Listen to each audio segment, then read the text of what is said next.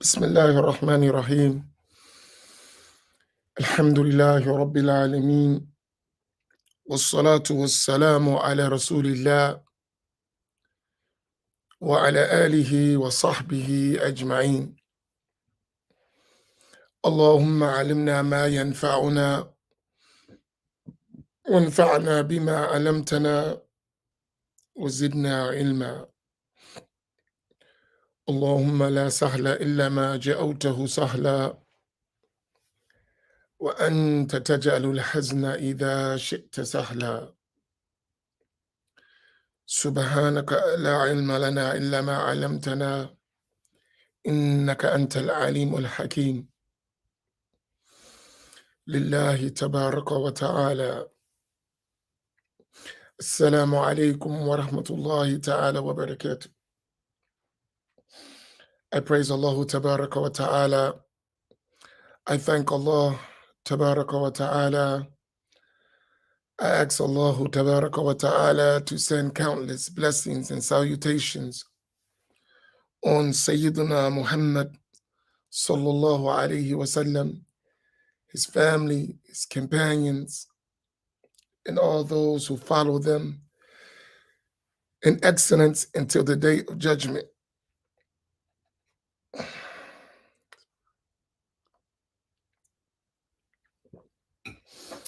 I pray that all of you are well. I wanted to talk to you today about something that I think is very important. And it is for several things. You know, every day I usually hear some things and they supply information for my scattered thoughts. Uh, Sometimes stuff I see online, stuff I'm dealing with in the community, conversation I may have had. So it usually it makes me think. And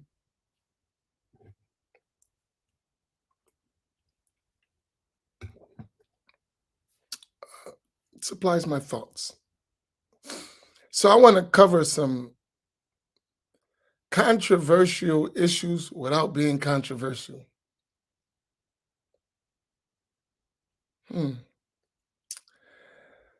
Because they're important for us,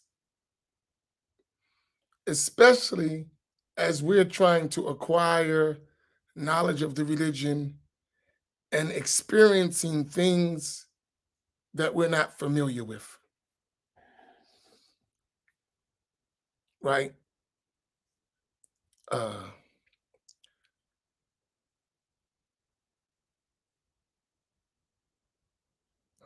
and there is a serious, serious issue that we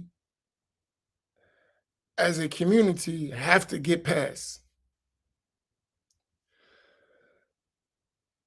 And they're deep issues.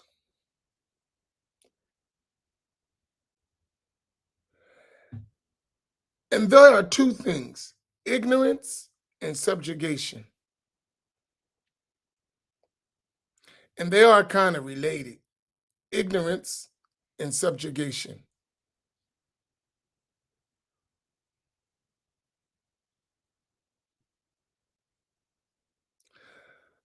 I want us to focus on those two words and keep them in the background as I have this scattered thought, right?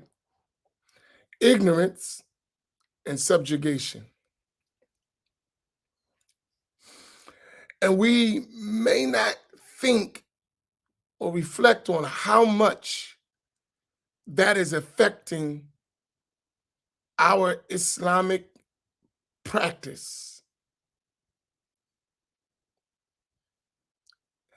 and how we navigate the Islamic terrain.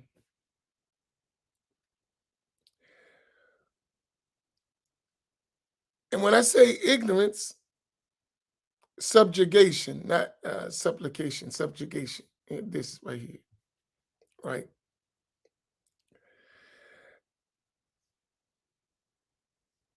When I say ignorance,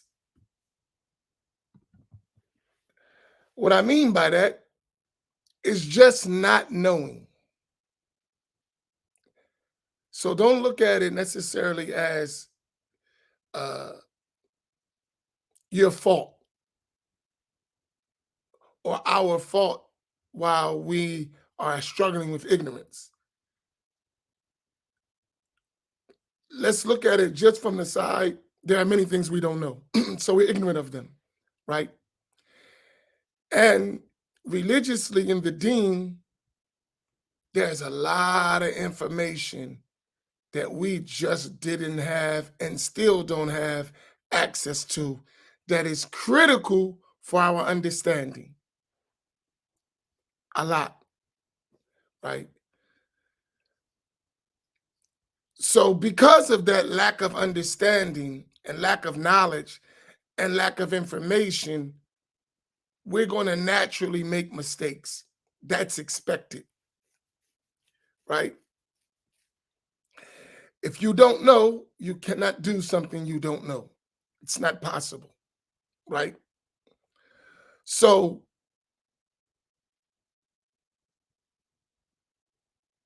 the mere fact that all of the material that's needed to navigate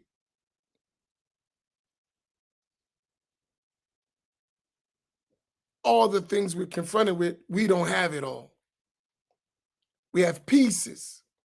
So look at it like you have a 1,000-piece puzzle and someone's trying to tell you to put that puzzle together, but they only gave you 100 pieces. How successful are you going to be to make that puzzle? It's not going to happen, right? You're missing 900 pieces. It's not going to happen, right?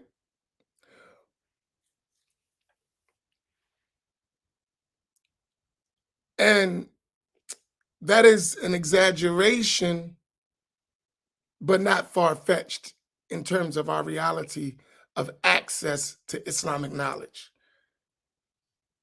especially when we don't know Arabic. Most of us, I'm talking about us, we don't know the Arabic language, right?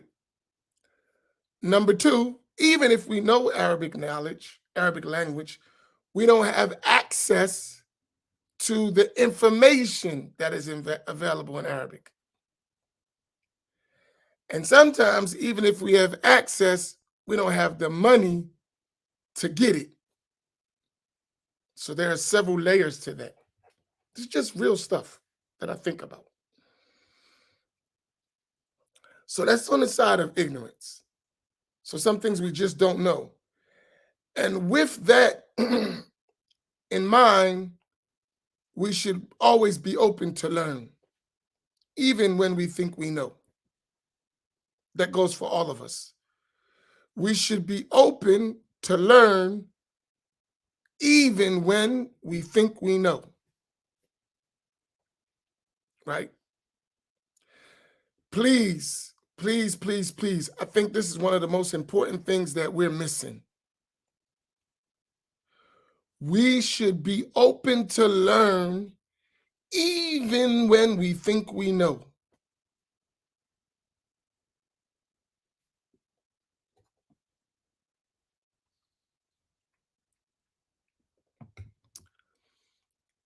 And add to that, when you begin to think you know you have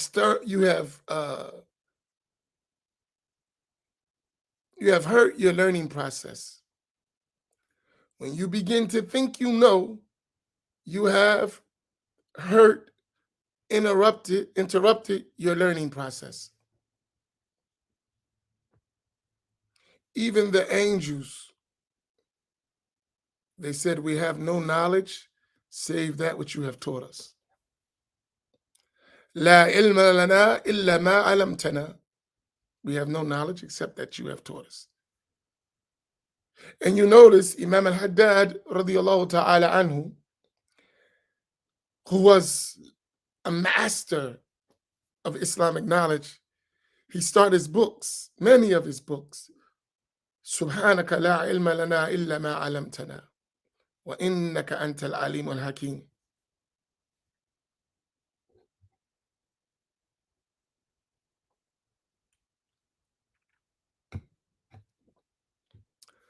So even when you know, realize you don't know, right? That will help you continue to learn and always be open to learn, right? And the more you learn, the more you'll realize how much you're ignorant of. The more you learn, the more you'll realize how much you're ignorant of. So that's one side of it. I'm talking about the ignorant side. So we all must learn, no one excluded. So as I'm talking to you, I'm talking to myself too, right? We have a lot to learn, right? And that is one of the most important ingredients we need to have to navigate all the stuff we're faced with, all the groups, all the people, all the sheikhs, all this stuff on social media, everything we're bombarded with. Remembering that we have a lot more to learn will help us, will be a key ingredient in not getting trapped and caught up in all this stuff.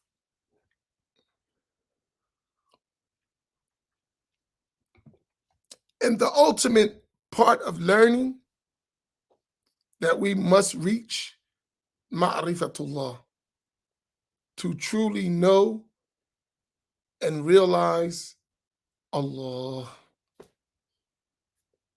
That's it.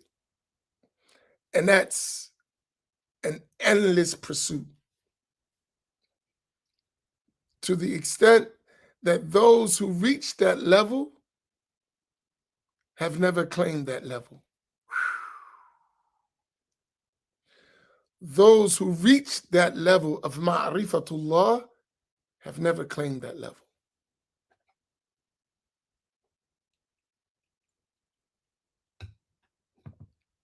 So if you want the extent of learning, that'll give you some kind of idea.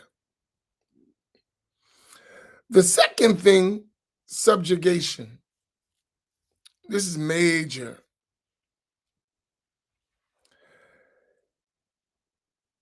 Subjugation in the form of people who know more than you, using that knowledge and information to subjugate you to their desires. It's a big one.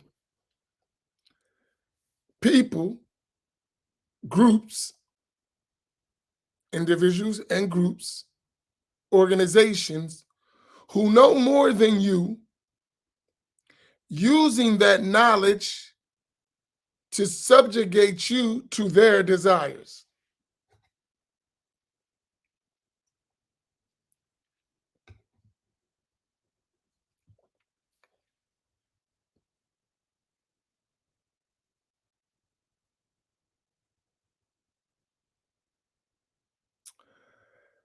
There's a lot of that going on.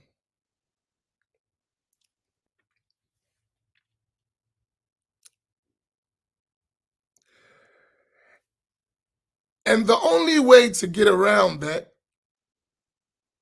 is to be free. You have to remain free.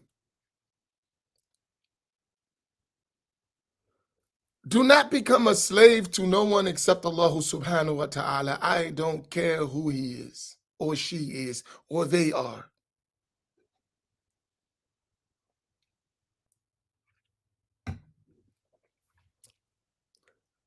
Don't give your faculty of intellect, which is a gift from Allah tabaraka wa ta'ala, over to no one.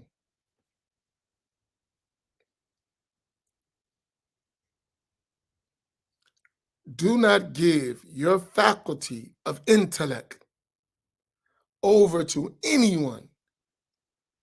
I don't care who they are. That is a gift from Allah to you. That is a special gift from Allah subhanahu wa ta'ala to you as a human being, that you use it for your own safe journey to Him. Don't dismiss it for no one.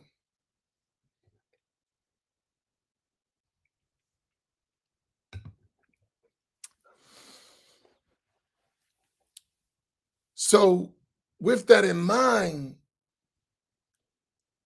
subjugation, even through knowledge, is a form of slavery. And we should not be slaves to anyone other than Allah.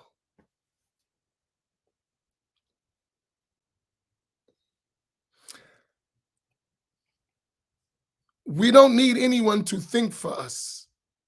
We need people to share us the information, give us access to information, explain to us information, and we need to use our faculty of intellect to decipher right from wrong. Right? Based on the information we have. I don't need you to do that for me. I definitely may need you to supply me with the information, but I need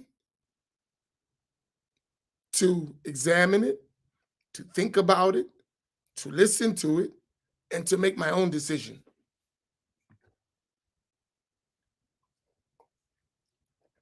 And if anyone tells you that I have to think for you, run from them. If they tell you that in words or in actions or in their state, run from them.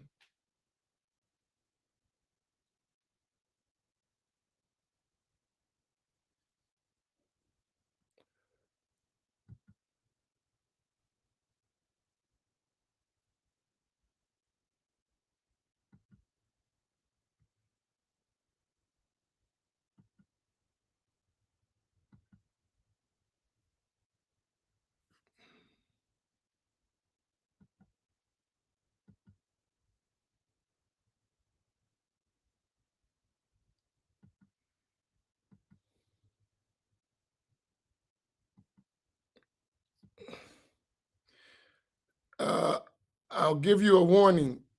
Please do not post anything without, if you care to listen to what I'm saying, don't post any advertisement without prior asking me. If you do, I'm going to block you. So if you were benefiting, you're going to lose the benefit. Don't do that.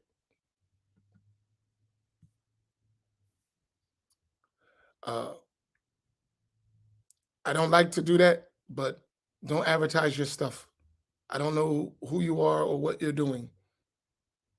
So please give me the opportunity and the respect to see if I would like that on the platform that I'm giving. I might not agree with it, so don't do it.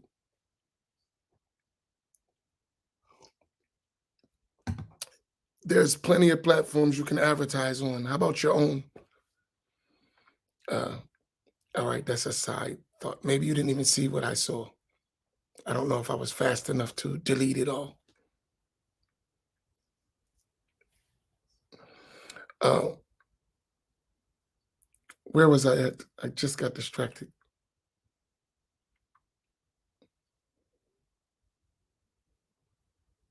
Right. So if the person or the group tells you,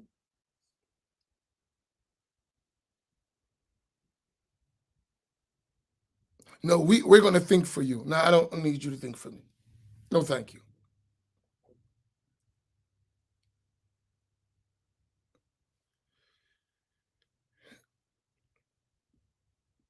Allah subhanahu wa ta'ala gave me an intellect to use. He didn't give me my intellect to give it to you, and you decide what I need to think. No. And on top of that,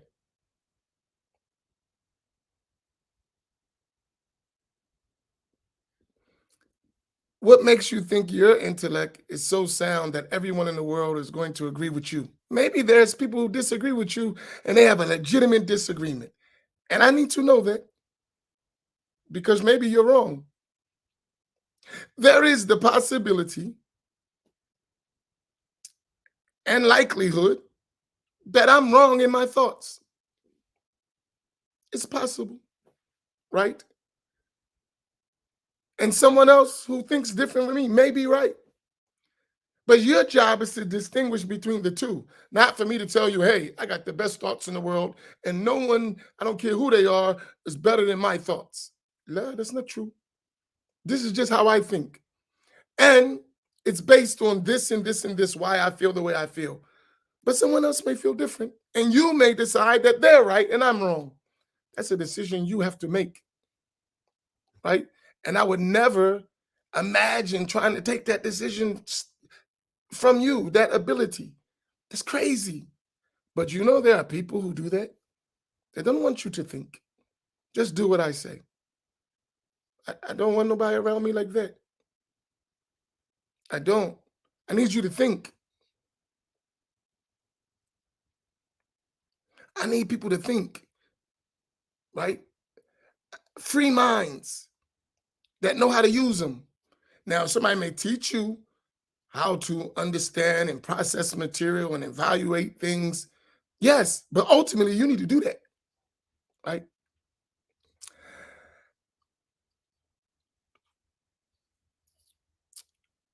And I'm going to give you an indication of that. I don't recommend you join. I don't recommend you join any group till you learn.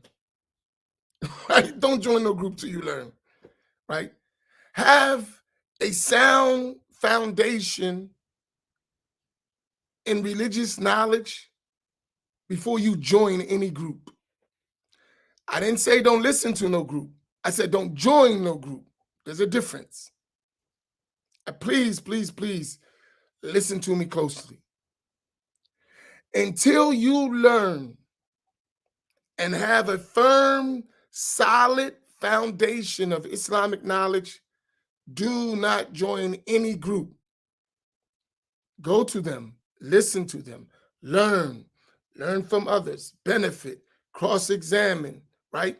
Try to, weed out stuff, but don't join until you actually know what you're doing and you've thoroughly researched the available material to you.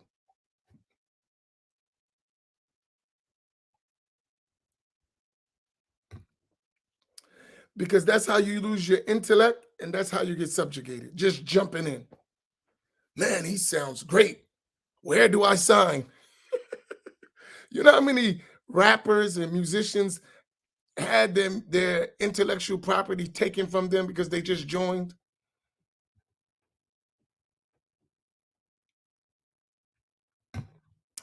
You know how many people ruined their lives for just joining without really knowing what they were joining? Don't be like that. Don't do that.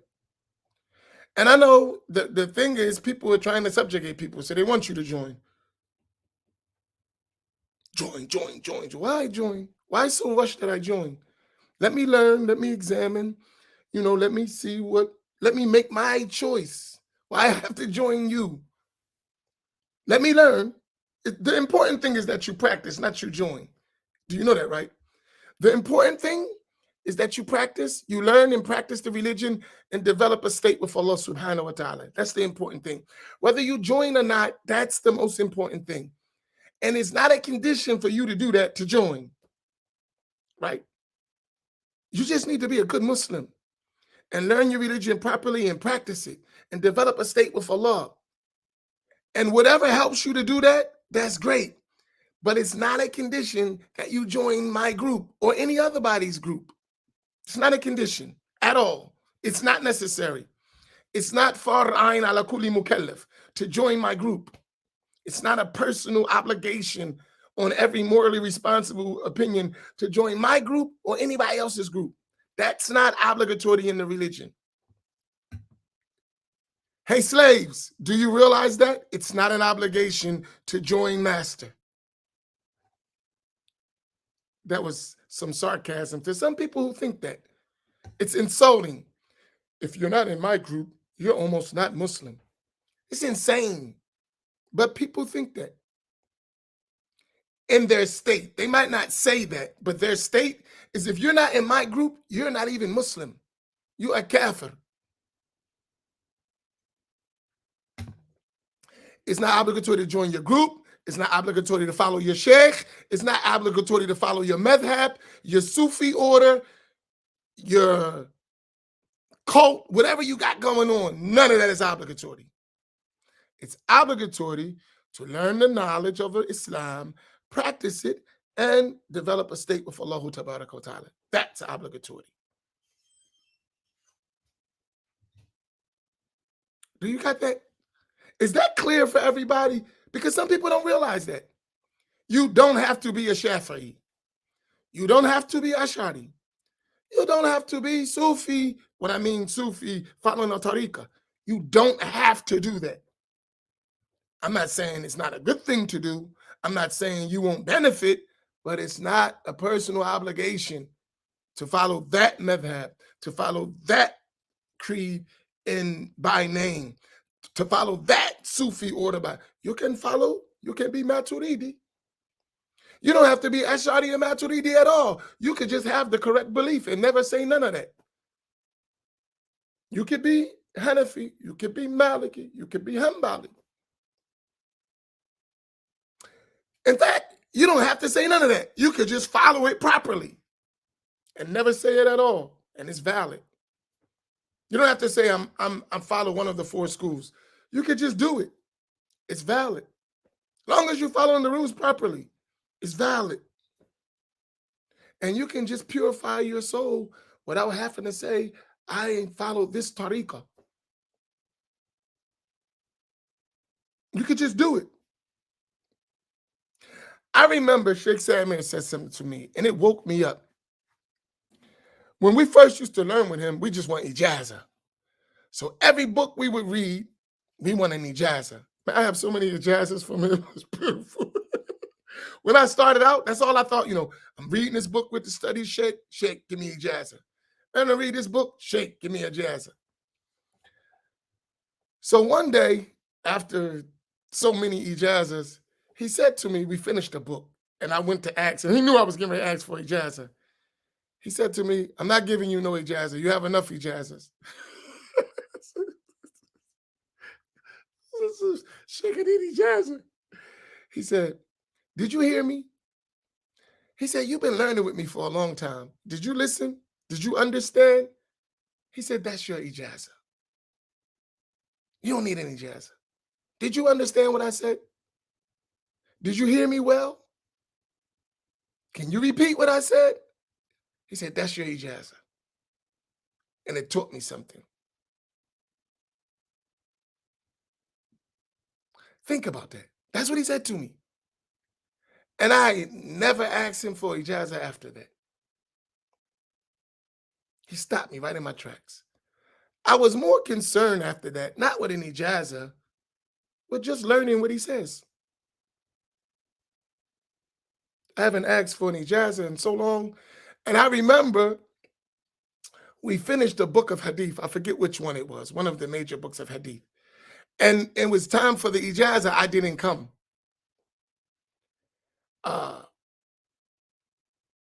And somebody called me and said, Sheikh is looking for you. But I didn't come intentionally. It's like, I don't want no ijazah. I sat, I heard, that's it. And so we was traveling. We went somewhere else. And Sheikh came to me. We were sitting in the house. He said, Amin, bring your book or bring your paper. One of the, I forget which one it was, a book or a paper that he wrote it in. I said, why? He said, you didn't get your ijazah. And I looked and smiled. I said, Sheikh, I have ijazah. He said, oh, I'm going to still write it for you. Like, don't go to extremes, right? But I understood. And he taught me a valuable lesson about that. We're here to learn and practice. That's it. That's what Allah wants from us. So, because what was the ijazah? To say, I learned directly from Sheikh Samir, and here's my dalil. Okay, are you practicing what Sheikh Samir taught you? Are you teaching? Are you doing what he said? No. So that ijazah don't mean anything, right? It don't mean anything, right? If you're not actually doing what that ijazah says you learned, it don't mean anything, right? So affiliation without implementation and realization means nothing. I'll repeat that. Affiliation without implementation and realization, it doesn't mean anything. It's just a claim. That's it. It's just claims. Don't mean anything. It don't mean anything. In fact, it's probably a proof against us more than a proof for us. Don't mean nothing. What are you actually doing at the end of the day? What are you becoming at the end of the day? That's the reality. What have you become? I see all your stuff. What have you become? The object of learning is in traveling and wayfaring is to reach your destination, right? And sometimes all these things are detours, barriers from us reaching our destination. Let me ask you something. I'm going to show you how stupid we can be. How many of you been listening to me for at least a year? I'm on every day. I have not missed a day. Even if I'm missed the morning, I'm on at night. I've never missed a day being online. Even when I was sick with COVID, I came on for a few minutes. So you should have heard me, been following me for at least a year. You've heard me every day for a year. How many? Just say I. I'm going to ask you a question, not a test, just a question. It's an obvious question. Right? So y'all been listening to me multiple times a day, all over the place. You've heard me on platforms. Some of you've known me. How many of you've known me for 10 to 20 years? 10 to 20. Some of you knew me for 30 years, right? Some of you knew me from 10, 20. Some knew me for 30 years, right? Have you ever heard me indicate, allude to, say that we can be one with Allah? Have you ever heard me say some stupid stuff like that? That's a question. Has anyone ever heard me indicate to that? Say anything like that? We can be one, the human being can be one with Allah. Has anyone ever heard me say something like that? Ever?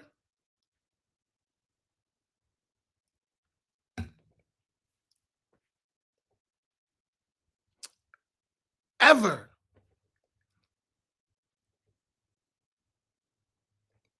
You know what one of them slaves said?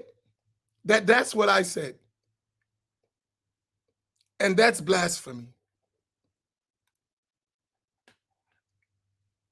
That's what I'm talking about. Just suspend your intellect. And they actually said that. That's stupid. Like, come on, bro. That's slavery. That's subjugation. I just want to support my group, even if I lose my brains doing it. Even if I lose my intellect in the process, I just want to do that. That's what I'm talking about. the hell have you been listening to?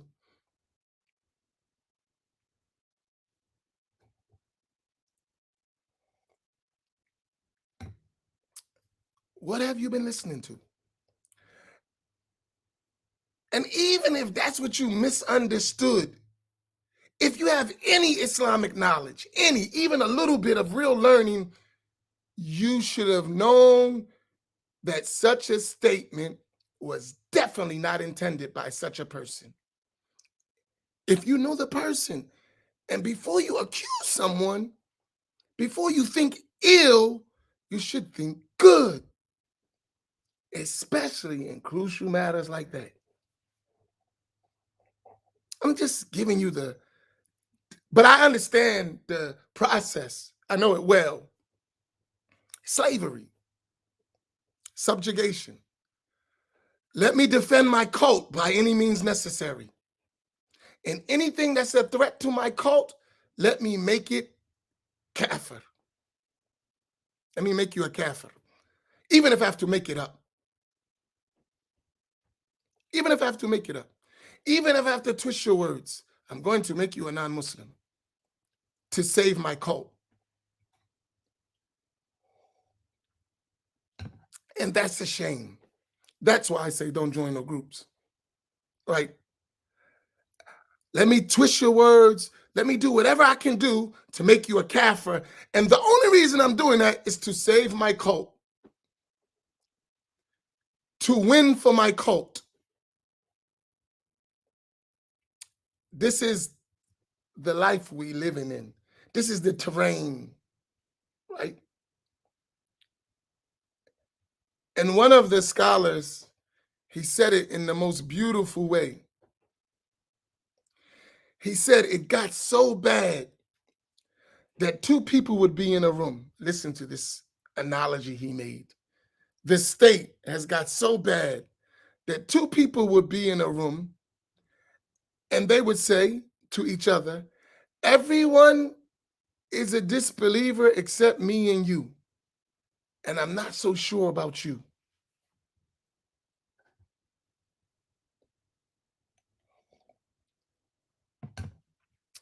He said it got so bad that two people would be in a room and they would say, everyone is a disbeliever except me and you. And I'm not too sure about you.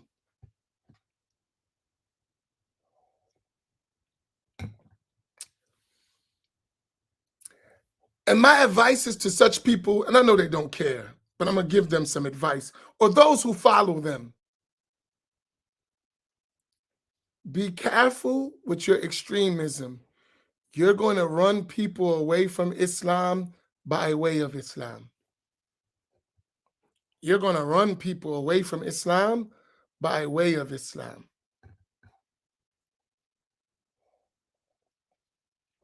Be careful with your extremism.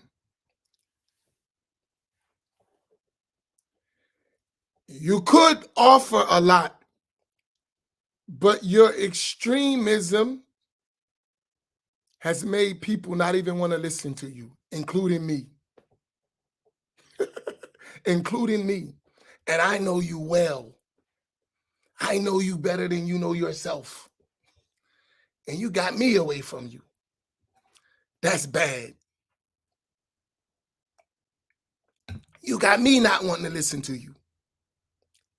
And I know you well.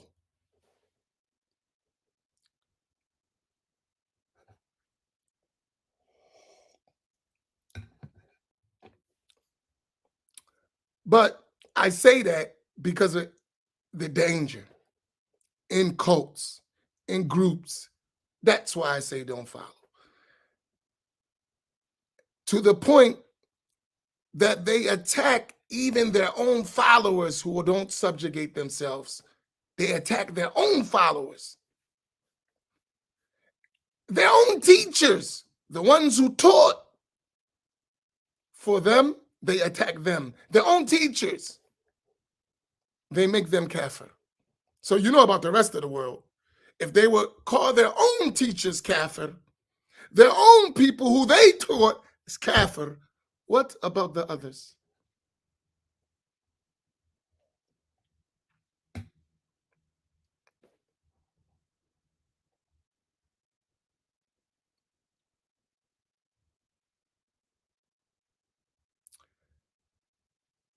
So my advice, really, really, really, learn your religion well. Learn your religion. Remain free. Don't subjugate yourself to anyone, right? And travel your path to Allah. Learn to navigate the terrain.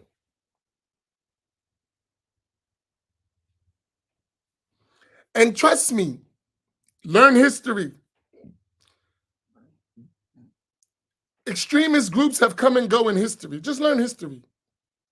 They come, they last for a period of time, and then they go away, right? And if you want to notice about cults, they're usually surrounded around an individual, right? And when that individual is gone, that charismatic leader, when he goes away, they start to crumble. And you'll see it. They fragment. And eventually, they go away.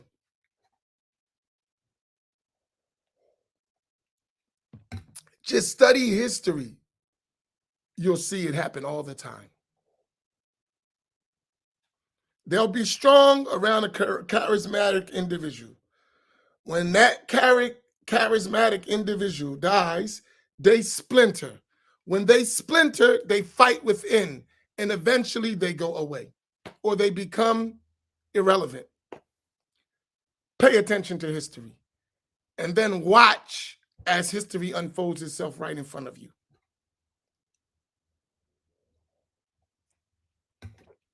But our deen never does that. Our deen of Islam never does that. It remains steadfast, strong, and consistent, and it's been like that as the sacred law of Sayyidina Muhammad sallallahu alaihi wasallam from his time, and it will be like that to the day of judgment. You don't need these groups. That doesn't mean you cannot benefit from groups. Don't never misunderstand me. You can benefit, but don't subjugate yourself to any of them. Learn, benefit. What is good, take it. What is bad, leave it alone. And use your intellect to distinguish between the two, right?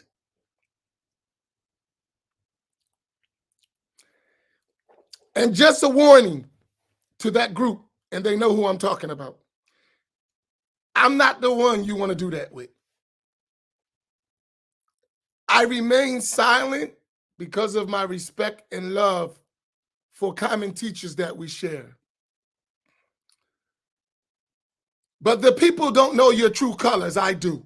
Be careful. Be careful.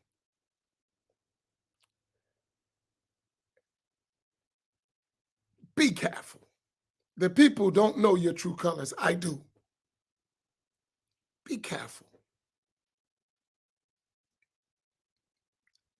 Be careful.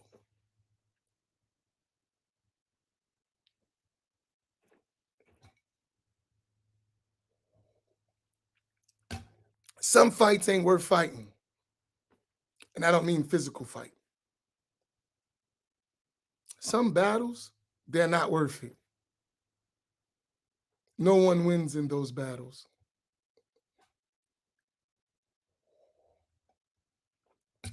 But what I won't do,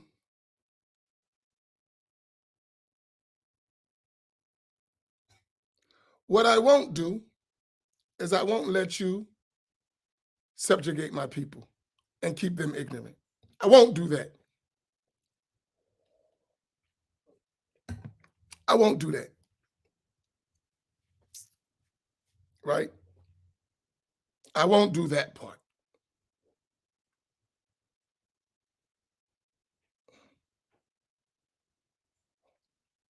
Right? And I'm telling you, I don't need to be specific. Just watch groups. Don't join nobody's group until you learn. That's it. Right? Don't join nobody's group until you learn. We've been in groups, and we've seen disaster after disaster. Join in somebody's group. Learn your religion. The religion has been here since the time of the Prophet ﷺ, for 1,000 years. There's plenty of books, plenty of great scholars, plenty of people who spread the creed of Ahl Sunnah, plenty people who spread the spiritual path, plenty of people who spread fiqh. Don't no one got a patent on this deen, right? No one has a patent on this deen. It's well documented. All you need is access, right? You follow what I mean? All you need is access.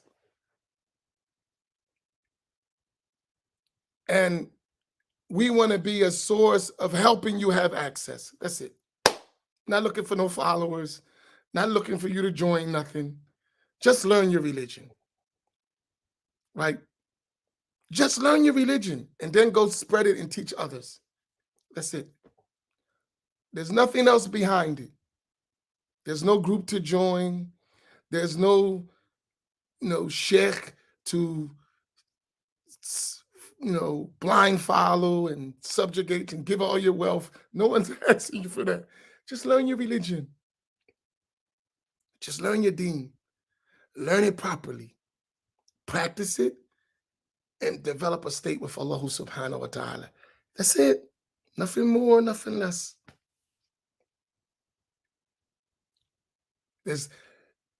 You've already joined when you said, La ilaha illallah Muhammadur Rasulullah. You joined. You're in. Now, perfect that. Elevate your state with Allah. That's it.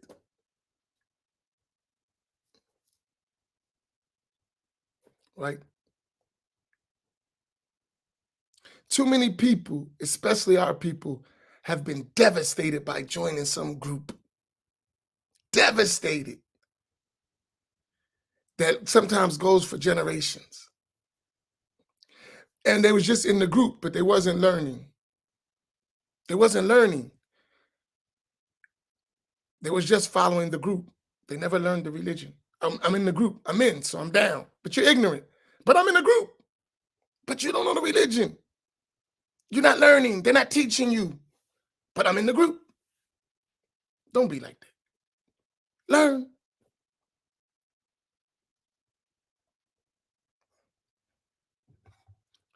And there's abundant knowledge all around the world. That's why I tell you about asanid, chains of narration, global, historical. You can find this religious knowledge all over the world from century to century to century is available. Someone just got to show you how to navigate. That's it.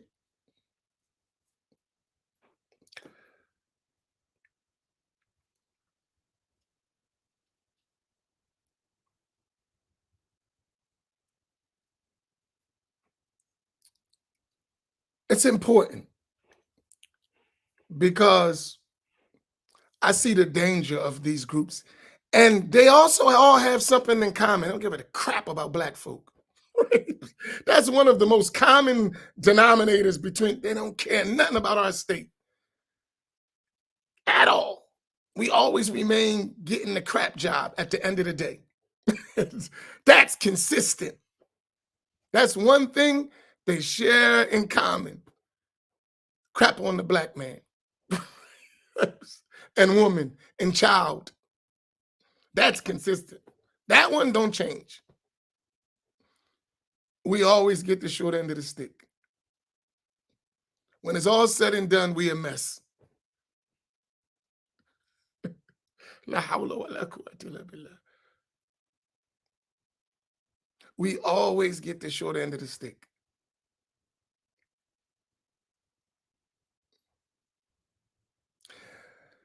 We need to change that narrative. But the only way we can do that is to use our intellects and not be subjugated to anyone. And if they don't like it, so what?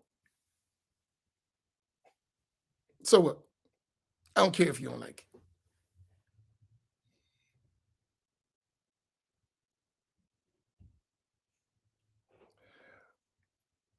You know something that I appreciate, and I'll stop with this. You know what I appreciate about going to prison? If I don't appreciate nothing else about going to prison and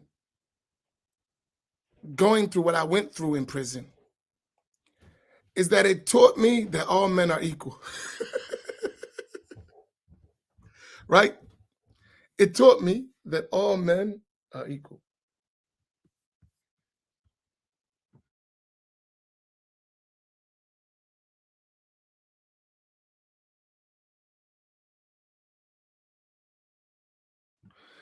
Right? Excuse me. It taught me that all men are equal. What do I mean by all men are equal? Because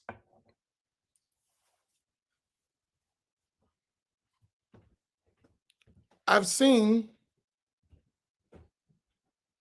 the biggest gangsters, the biggest cult leaders, the biggest scammers, CEOs, right? Because I was in the feds, in the penitentiary in the feds. So I seen the most powerful men you can imagine, right? Powerful people, right?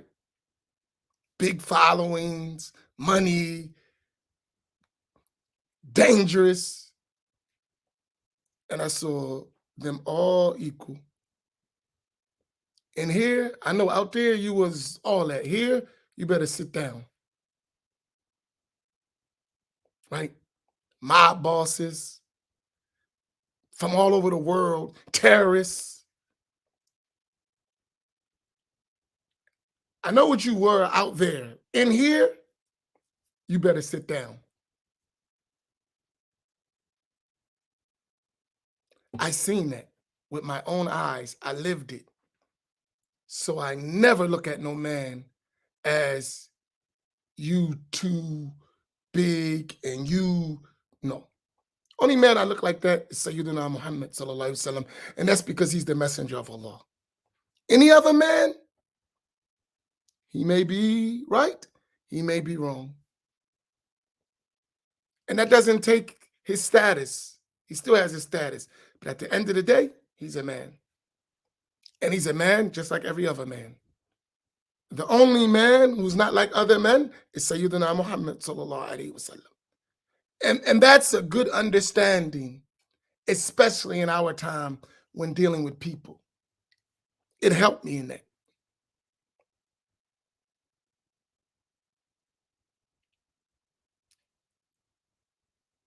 It helped me in that. I'm not impressed by men. I'm not. That doesn't mean you're not a great individual. I don't take that from you. But I don't have to subjugate myself to you. Right? I don't have to subjugate myself to you. I can respect you without being your slave. I can honor you without, and I think if I really respect you and I really honor you, I'm not going to be your slave. Right? I'm not going to be your slave. If I really respect you and I really honor you, I'm not going to be your slave.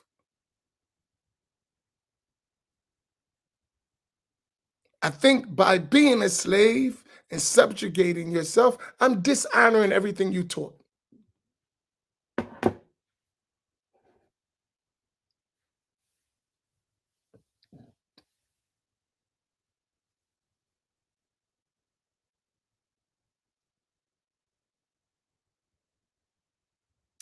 This is just my thoughts. This is my scattered thoughts. So, and if you study any man besides Sayyidina Muhammad sallallahu alaihi wasallam, you're going to find shortcomings. You're going to find errors, mistakes in judgment. I don't care who they are. They could have done this better, no matter who it is.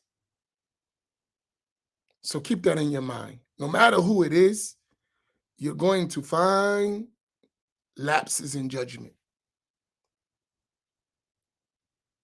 That doesn't put anyone down. It just puts you where you at. You're a human being. Like other human beings.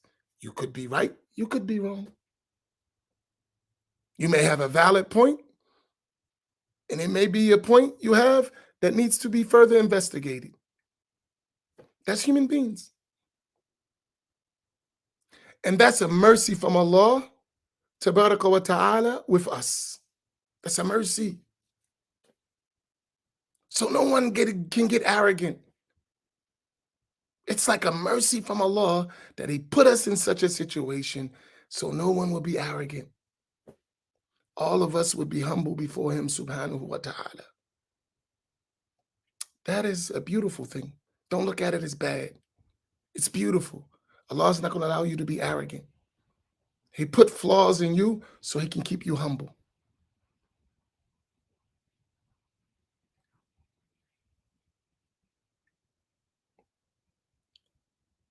And that's one of the beautiful things of my company with Sheikh Samir. He always say, I may be right, I may be wrong. And I believe he's mostly right. But he always remind us, I may be right and I may be wrong. So you need to learn so you can distinguish where I'm right and wrong. That's it. So this was a long scattered thoughts for me, but I think it's important because cult mentality is spreading in our environments. We go from one cult to another. We can't keep being cult followers. From this cult to this cult to this cult, and our whole Islam be cult hopping. When they say club hopping, we be cult hopping. Our whole Islam. I was in this cult, then I was in this cult, then I was in this cult, now I'm in this cult. Stop joining cults and practice the religion. Right? We have to. But somebody has to help us identify when we're in a cult. And we have to be free enough to realize it and use our brain to realize, hey, this ain't right. It has no cult is built on all falsehood. Don't think that. Every cult has an element of truth to it. It has an element of truth to it. Don't think it's just all false. So they could be all right and 80%, and then 20% is the cultish stuff. And if they could capture you with the 20 cents, it will nullify the other 80. Right? You got to recognize cultish behavior. Maybe you should study cults, the history of cults. Because cults are not just in Islam. Cults are in different religions, different things, political cults, racial cults. Study cult behavior, cultish behavior.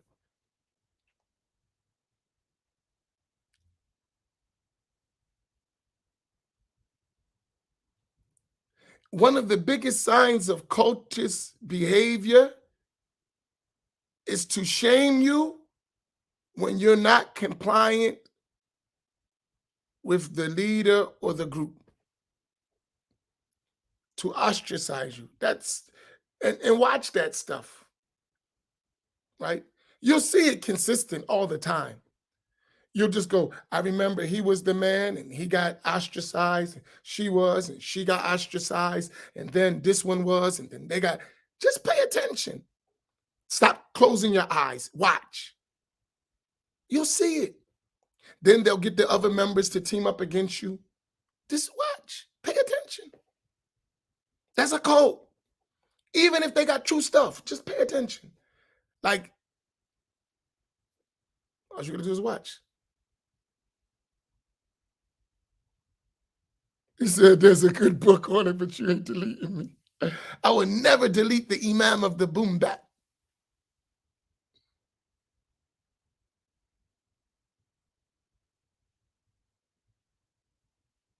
Yeah, that's true. Words of wisdom, Mariam. As Black people, we have this issue where we need to have a sense of belonging. I think that's where we get that cult hopping from. And there's nothing wrong with wanting to belong, just don't belong to the wrong stuff. We do. We're social people, and that's fine. Just don't join the wrong stuff.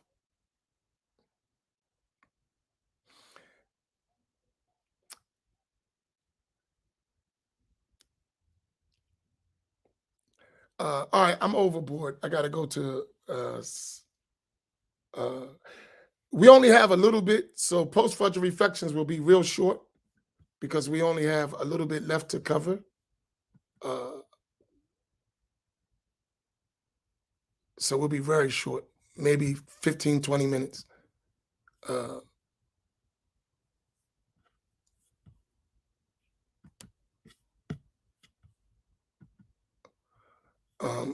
if there's any questions, please feel free. Some questions I avoided on purpose. I saw the question and I avoided it for a reason. Because when I don't mention names, I mention them for a reason, right? I don't mention names for a reason, right?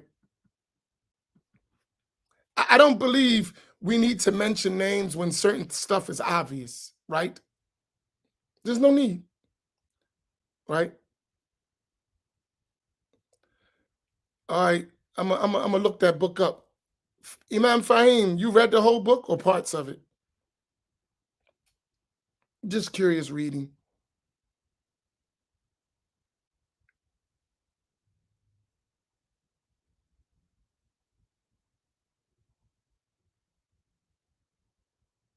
So Imam Fahim recommends this book. Let's check it out. I don't know, because we need to identify cultish behavior and avoid it. Maybe it's something that's very interesting because I see it. We do have this problem. That's why a lot of people jumped on the Salafi Wahhabi stuff. Rick Ross. I don't think is what's his name? What's that dude's name? What's the nickname they call Rick Ross? What do he call himself? Not the rapper. I don't think he's talking about him.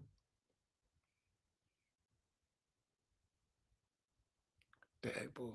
I don't know. Young people be like, man, would you get culturally hip?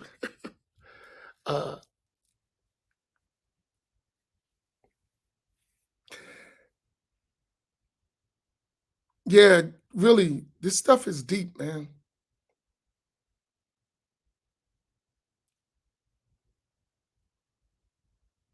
Freeway. No, maybe I'm wrong. No, I got it something. There's another name.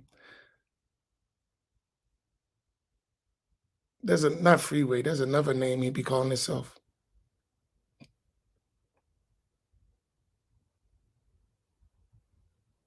Rose. Yeah, that's it. That's not Rose. Rose. See, man, Fahim is the boom bap. He knows all that stuff. So that Rick Ross is not the same Rick Ross. I think that's a white guy. Am I right, Imam Fahim? Rick Allen Ross. I think that's a white boy.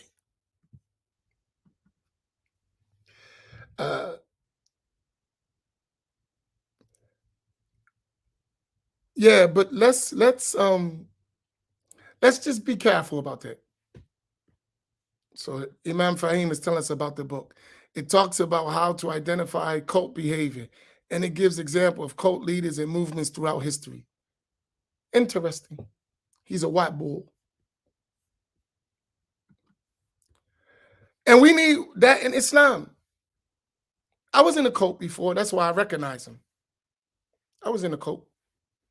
I spent my whole youth in a cult. Right?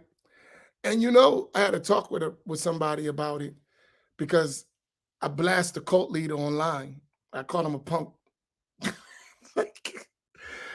Because he made us, man, guy messed my youth up. Mashallah can, because when I look at the end, I benefited a lot because I wouldn't have the ability to do what I do today if I didn't learn what I learned there. But he made us lions and he became a lamb. And that disturbed me because I went through similar to what he went through. and I didn't accept. But I understand. So I know when I'm talking about cult stuff, we've been in it, we've been through it. Some of us been in, and I mean, it hurts because we have an affiliation to that some of that stuff. But some of us went through the nation, and some of us went to Ansars and Moors. These are all cults. Salafi, Wahhabi is a cult. It's just a big cult, and it just has small branches. Same stuff, right? And then there's Sufi cults. Some of us been in Sufi cults. It happens. We just got to learn from it. I mean, it's part of life. Street cult, yeah, they count too. Because think about it, you get older and you realize, man, this is nonsense. Right? Right? It happens. It's part of life. We just got to learn from it. Right? And the hardest part is coming to grips with the fact that you've been in a cult. That's the difficult thing for a lot of people. I ain't in no cult. Yes, you are. You just don't accept, even though you know it. It's obvious, but you caught up. You've become emotionally attached to your cult.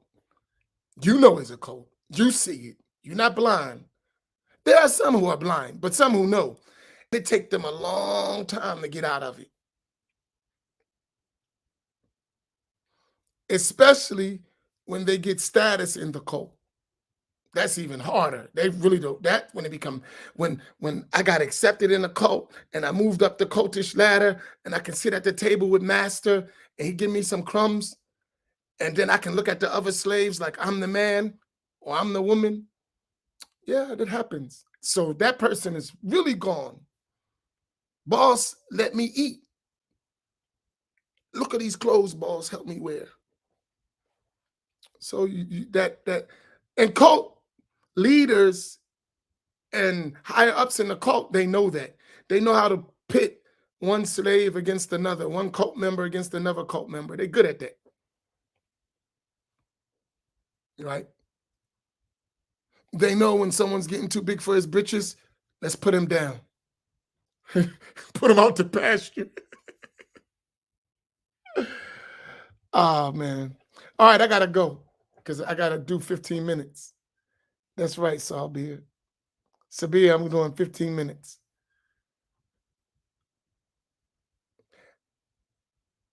And don't think there's not cult among Ahl Sunnah. Among Ahl Sunnah, there are cults who say I'm Ahl Sunnah. So no one's off the table with that stuff. There are people who say they're Ahl Sunnah and they got a cult going on or a cult mentality and cultish behavior. But they're Ahl Sunnah. In their creed, they're Ash'ari, they follow a madhab, they believe in tasawwuf, but they got cultish behavior. That exists. So no one's off the table with that stuff. Don't think, oh, because he's Sunni and that's mean he's safe. Look, watch the behaviors. Right? Watch the behaviors. And lastly, one of the biggest signs in cults too is a bunch of sexual issues. Whenever you see that, a lot of sex stuff going on, marriages, divorces, marriages, children involved. When you see that sex stuff going on, that's another common trait of cults because men are with their nafs, right? So they like sex. So usually when you see a bunch of marriages and all this stuff going on, sex stuff, it's signs. And it goes to children and it gets there. Pay attention. This is all part of cultish behavior. All right, I gotta go. But seriously, watch all this stuff. It exists. And every time you examine, you look deep, you're going to see all these issues come up. Sex, abuse, children, all this stuff will come up. Watch. And watch. It's never exposed, always swept under the rug. Even when it's exposed, they try to cover it up. A lot of sex stuff. Pay attention to that. Like sex. It's involved. Right? Sex. Pay attention. Jokers can't control their desires. They gotta touch something. It's a big thing. You're in a cult. When that's going on, especially as Muslims, is sexual stuff going on? Oh. That's among the great kaba'ir, among the great major sins. And when that stuff is going on, something's wrong. That's among the major sins, the high-ranking sins, that sex stuff. But you'll find in all cults, you usually find that. Because power ultimately corrupts. So if the person got a lot of power, he wants some women.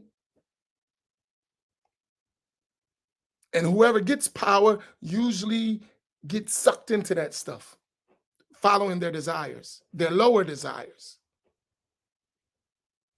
So there's always sexual scandals. You'll find it as an underlying problem within groups like that.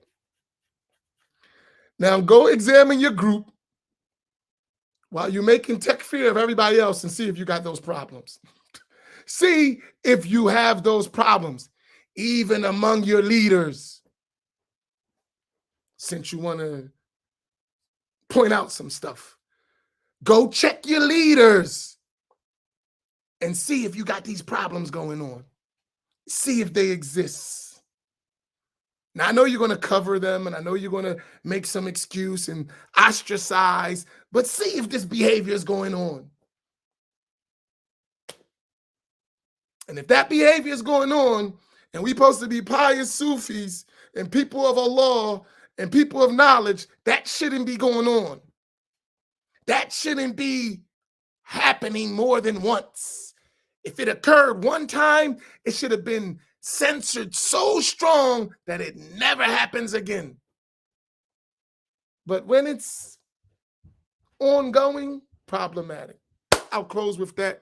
وصلى الله على سيدنا محمد وعلى آله وصحبه أجمعين. بارك الله بكم.